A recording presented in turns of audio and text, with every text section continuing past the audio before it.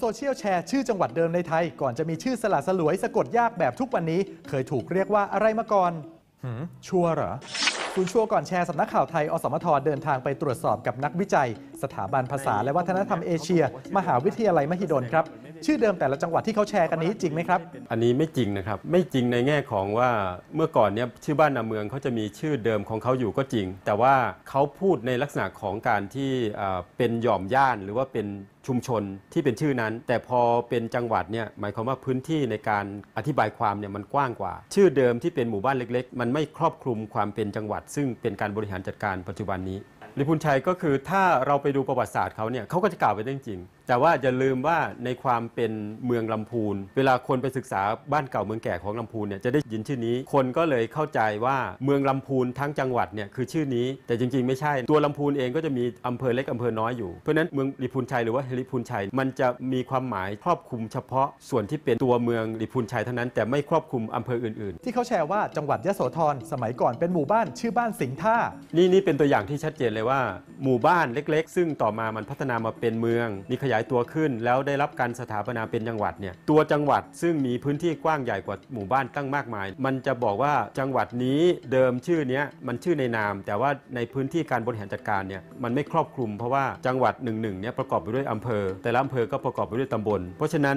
หมู่บ้านเล็กๆจะมาแทนชื่อจังหวัดเนี่ยมันไม่ได้เพราะฉะนั้นจะบอกว่าจังหวัดเดิมหรือจังหวัดปัจจุบันมีชื่อเดิมเนี่ยมันอธิบายได้แค่ว่าเดิมเนี่ยมันเป็นชุมชนเล็กๆแล้วจังหวัดอุตรดิตถ์ที่เขาแชร์ไว้ว่าชื่อเดิมคือบางโพท่าอิฐซึ่งสมัยก่อนเป็นแค่ตำบลไม่ได้เป็นจังหวัดละครับถ้าพูดให้จริงๆก็ต้องเป็นแบบนี้ทุกที่ไปเพราะว่าไม่ว่าจะเป็นเชียงใหม่ว่าจะเป็นชัยภูมิไม่ว่าเป็นหนองคายก็แล้วแต่มันควรจะเรียกว่าเดิมมันเป็นหมู่บ้านเดิมมันเป็นตำบลแค่นั้นเองแต่ว่าถ้าเราเอาชื่อเดิมแล้วมาแทนค่าของจังหวัดมันแทนที่กันไม่ได้เพราะจังหวัดมันกว้างกว่าความเป็นจังหวัดเนี่ยมันเพิ่งมาสถาปนาขึ้นมาเมื่อช่วงรัชกาลที่5นี่เองแต่ว่าบ้านเก่าเมืองแก่เนี่ยมันมีมาแต่เดิมแต่ข้อมูลเหล่านี้ก็ถือว่าเป็นประโยชน์ในการนำไปเริ่มต้นค้นคว้าประวัติศาสตร์ไม่ใช่มีไว้ให้ท่องหรือว่าไว้ให้สรุปยิ่งมีข้อมูลมาเพิ่มเติมเราก็ต้องสนุกกับการศึกษาค้นคว้าแต่อย่าไปสนุกกับการท่องจำเพราะว่าประวัติศาสตร์เนี่ยรุ่นของเราก็มีแค่นี้วันข้างหน้ามันมีหลักฐานอะไรเพิ่มเติมมาเนี่ยเราก็เอาหลักฐานนั้นมาศึกษาเช่นเดียวกันกับข้อมูลที่ปรากฏอยู่ก็ถือว่าเป็นข้อมูลอันนึงที่เราสามารถจะหาได้ในสื่อออนไลน์ก็ได้แต่อย่าถือเป็นสาระว่ามันที่สุดของคำตอบอยากให้เยาวชนหรือว่าคนที่ไปสืบค้นข้อมูลเหล่านี้ได้นำไป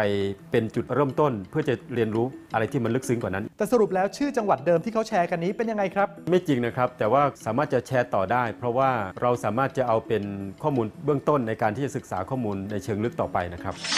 ก่อนจะเชื่อในข้อมูลบางอย่างอาจจะต้องทราบว่าต้องการหลักฐานอีกมากมายในการสร้างความน่าเชื่อถือครับยังมีอีกหลายเรื่องน่าสงสัยบนสังคมออนไลน์หากได้รับอะไรมาอย่าเพิ่งแชร์ต่อร่วมตรวจสอบไปด้วยกันกับชัวร์ก่อนแชร์เน้นแชร์ข้อมูลที่มีที่มา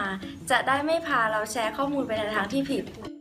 สนับสนุนโดยกองทุนพัฒนาสื่อปลอดภัยและสร้างสรรค์